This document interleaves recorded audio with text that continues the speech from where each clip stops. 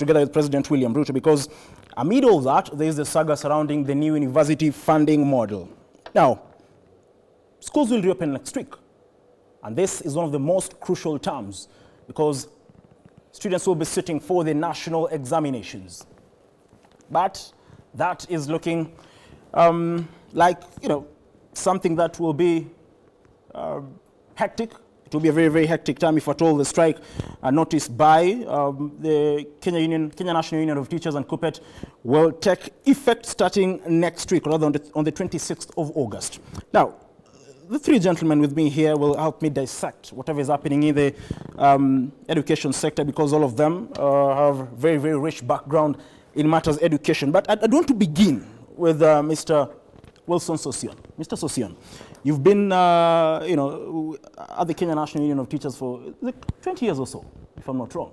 Over 20 years. Over 20 years. Now, from where you sit, first of all, because when you're talking about Raila Odinga and Kenya Kwanza and, Kalonzo Musyoka wanting Raila Odinga out of Azimio because he's in bed with government, you said, we as Kenya Kwanza. Now, then you are the SG for, of NAT. Now you are on the side of government. The shoe is on the other side. No doubt. What do you make of the demands made by teachers and the entire strike that is looming in the education sector? I think this is not a new thing, and we've watched it as a consequence of the collapse of the finance bill. There were general budget cuts across the public service, and Treasury did issue a circular freezing any payments of salary increases across board. That was a general circular from Treasury. And when Treasury issued that circular, the Salaries and Remuneration Commission, a body responsible for setting and reviewing salaries, did issue a similar circular. So by the dint of the existence of two circulars, the CBAs were put in abeyance. Mm-hmm. And that is where the quagmire started. To me, if I was asked to advise at a certain point, if I were, then the two circulars should have saved the collective bargaining agreements of civil servants and teachers, because civil servants and teachers were receiving the salary review to bridge the salary differential, because those are lower cadre workers according to the profile of the entire public service. So they should have been saved by that circular. And because they were never saved, it provoked a crisis from unions. And unions will always defend earnings of workers. That's expected and it's legitimate. These are CBAs that are signed. They are in court, and the president has spoken. And the president has spoken very consciously. He did sign a charter with teachers. And we were together in developing that charter. And in bullet number 12 on the chapter of equity, quality, and access of education, it states very clearly that collective bargaining agreements negotiated and signed between workers and employers shall be respected and implemented by the government. During the state concert of the Kenya Music Festivals in Eldoret,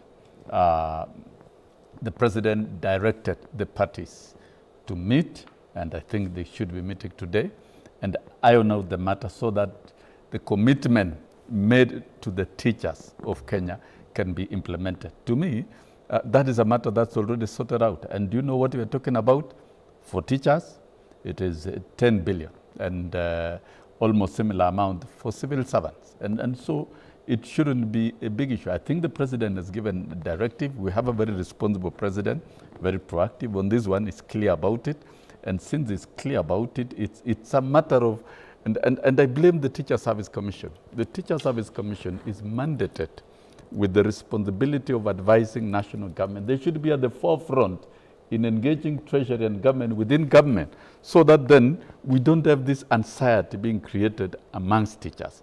And we don't need to wait for crisis levels so that we begin firefighting. Okay. And so I believe this is a matter that has been sorted out, and if need be, and if they are working very hard within government, and if they are implementing the president's directive, They should have met several days ago. They should have resolved that matter so that then it is factored in the payroll of August, and teachers should now be focusing their minds on teaching and learning from Monday. For the universities, the same hitch of cash transfer from Treasury understandably affected, and some lecturers were paid as much as 65%. The unions have come out, and I think this cash transfer movement to universities should not whatsoever affect matters to do with salaries for staff. These are things that can be managed, and they should be managed.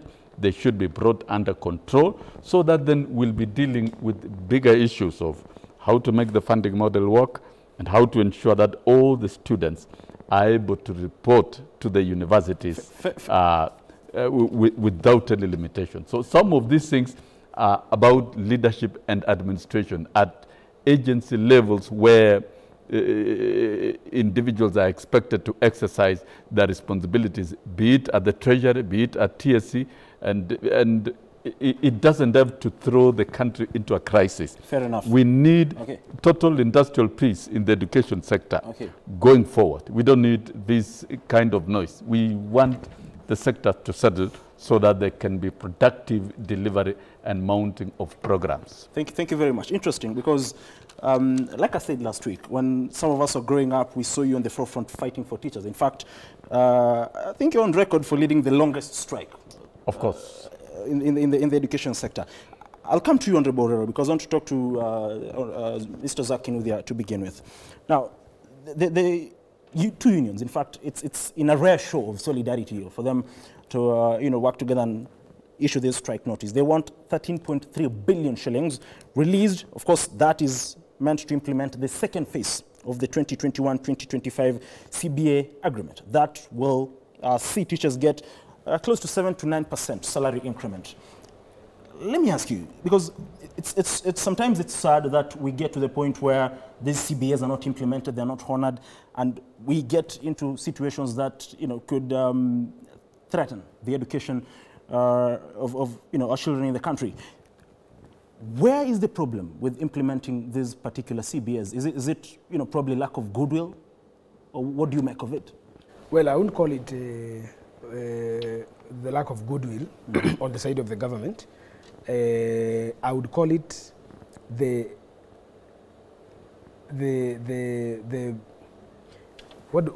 a word I'm trying to look at, but the reality, but the time of signing this collective bargaining agreement and the time of honoring it, the reality was not the same. When the teachers were asking for increment, and by the way, this is their utmost good right. This is assured. Teachers, just like other civil servants, deserve regular, remuneration varying, because teachers are the most noble civil servants that I know. They are the ones who are at the forefront of taking the civilization ahead by fighting and obliterating ignorance. For me, a teacher should be well remunerated across board, whether that is a secondary teacher, primary teacher, whether that is a ECDE teacher, and most importantly, whether that is a university teacher. And I hope the issue of university, which my friend Dissocian seems to have casually put aside by saying cash crunch, I hope we can discuss that one in details. Yes. But on these two, Kupet and Nat, I think, to be honest, we are at a crossroad as a country where you find that when they sign, when the first batch of the agreement was honored, the second one cannot be honored by the same circumstance. And what do I mean? The court has nullified the Finance Act of 2023. The president has rejected the finance bill of 2024. Now, we revert back legally to Finance Act 2022-2023, which is President Kenyatta's bill, which is us. At that time, I was in government, okay? So, we honored the first batch of that CBA. Now, they're saying the second one need to be honored, but by which bill? Or rather, which finance act, which financial tool should implement that has already been thrown out by the court. So I think it is important that Kupet, as he has said, and the NAT go back to the table, look at the realities of the time it was promised and the time it is being implemented. I see my friend shaking his head. Shaking his head. And I think he will react to that matter. But what I'm saying is that the realities of the time the teachers were expecting or had been promised this would happen is not the same really with the circumstances that we are in now. So I think dialogue and negotiation is always good. And because they have been teachers, we have been beneficiaries of the work of the teachers. Nobody really can condemn the teachers asking for an industrial action. Okay. Nobody really can say that they are out of mind. But it is important also because we are in a country, all of us, living with the realities as they come. It is important that, one, we ask them not to paralyze education on Monday. Secondly, that they allow dialogue that is structured, number one. Number two, that is honest. Number three, that is open-ended. And number four, that the president show commitment instead of sending people. I had hoped that President Ruto would appoint my friend Honorable Sossion as the presidential education advisor, because that is a better seat than CS. Because, you know, being a long-time educationist stands a better chance of guiding policy and bridging gaps that are always brought by conflicting policies. Okay, thank you very much. And I hope he can do it, because yet he hasn't appointed advisors. Okay, he fired all of them. Fair enough. I can see Mr. Sossion is smiling, and I don't know what he makes of that. But before I let you respond, Mr. Sossion, I want to come to you, Honorable Orero, because you sit in the Education Committee. They've both touched on the issue of finances, and Nancy Macharia, the TSC CEO, appeared before your committee, and she lamented about, you know, the government and, you know, not being able to meet the demands of Nat and Cupid because they faced salaries, budget cuts, and around 10 billion was slashed by the government. From your point of view, sitting in the committee, because the president assigned the supplementary appropriations bill, which saw budget cuts across various sectors, and I think it was around 45.7 billion budgetary cuts, with the executive and judiciary, of course, the most affected. But from where you sit as a committee, what is your view as a committee in terms of this particular impasse, and what would be your advice in terms of what should the teachers do, what should the government do, what possible solutions are we looking at? I think we are at a crossroad in this country in terms of education development. SRC, if it were me, would have ring-fenced this CBA agreement, despite all the other factors, despite the Financial Act being dismissed by the courts, because there is no country which can develop when the teachers are not properly taken care of. They form the basic unit of any development within a country. All of us have gone through the hands of teachers. Fortunately, me and my friend Sossion, we were teachers for a very long time. It's not that we are campaigning for the teachers, but the economy can never grow if we do not have a qualified personnel within our society. And this can only be brought up by the teachers. As a committee, I would say that we approved these budgets for the Teacher Service Commission. It's about 13-point-something billion. 0.3 billion. And this was going to help. This CBA was deposited in court and also in industrial relations. I think, employment, yes. Labor Relations Code. Labor Relations Code. So it is a legal document that binds the TSE, the teachers, and the unions. So as a committee, we did this, knowing very well that the teachers in this country should be remunerated, and it is not a lot of money. It was going to research between 7% and something, just about to 10%. Some would just get 1,000 shillings, some would get 2,000, and there are no genuine workforce in this country better than the teachers. So, as a committee, we did our best, and TSE is an independent commission, and they operate. They get their exchequer directly, and when it is slashed, they will have nowhere to get the money from. They depend on the exchequer from the government. So I expect that the directive of the president should be taken very, very seriously. This meeting between the union and the TSE must be fast-tracked so that by the time we are opening school, we have a way forward. This CBA should be respected by all. The Financial Act, we passed about the supplementary too. We have other areas that the president can use to invoke this agreement to be respected. It is within the presence of his powers to invoke certain areas and to look for money to honor and respect this agreement. But I want also to say that when departments have given proposals, the budgetary proposals, to the Central Committee of the budgets in this country, before unified deductions of this budget or budget cuts, it is only good that the chairman of the budget committee liaises with various departments to see areas that they can exercise the budget cuts. If that was done, then we would not be in this state of quagmire. So I advise the chairman of the budget is Dindi Nyoro. He must consult widely with each department and see areas that he can do the budget cuts. For these teachers, it was a big mistake. He should have consulted, they should have ring-fenced this in their budgetary allocations and respect this CBA of the teachers. Okay, fair enough. Mr. Sosyan, even as you respond to all that has been said.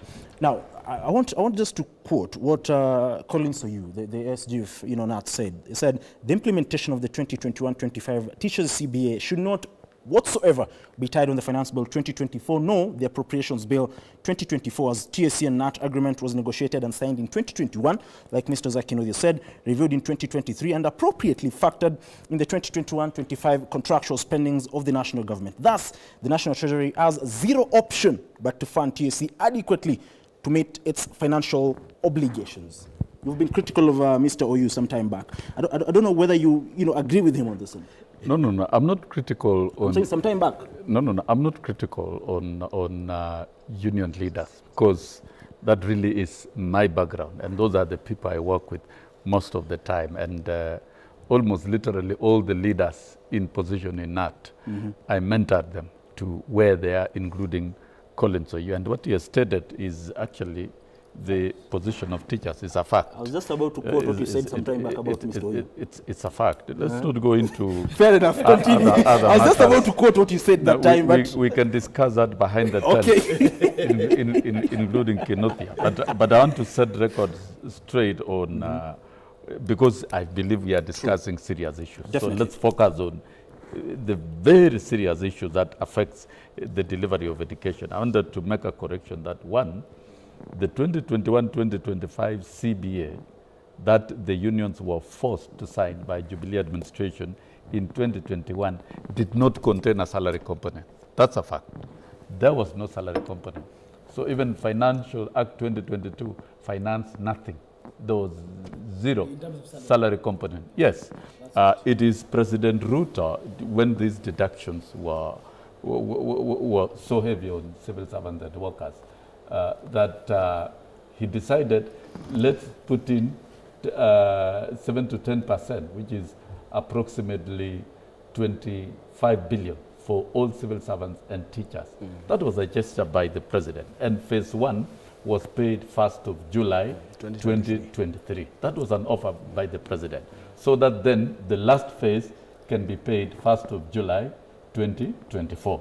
It is now the matter that is in contention. I wanted to correct that so that we know the sequence of success of issues.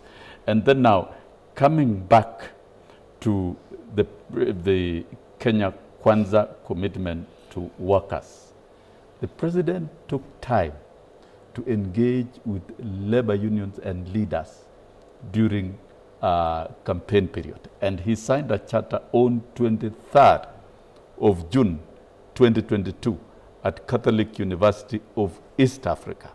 And a number of issues were discussed. One is about employment of more teachers. And he committed to employ 116,000 teachers. And now 56,000 have been brought on board.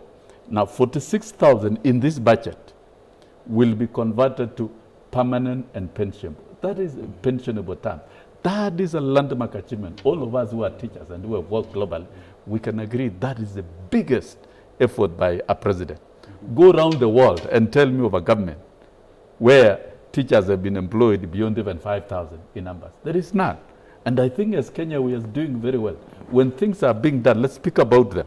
And this is a big, big, big achievement to the sector and to teachers. I'm not cutting you short. Then number two. I just want you to hold then number on to two. that. We're taking a short breather, and then I'll let you continue when we're back. Kindly. Because Agreed. we have to pay dues. At point, We're just taking a short breather, and then we'll let Sosion continue with his, of course, points, insisting, rather talking about the government's commitment to the education sector. This will be after this. That will be rather after this short commercial break.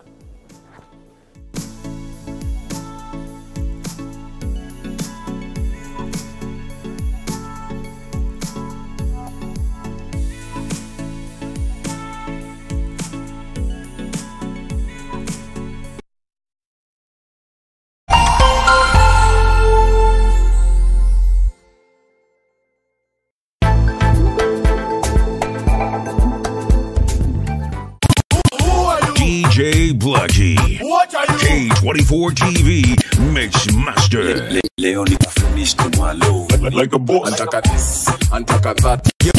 Yo,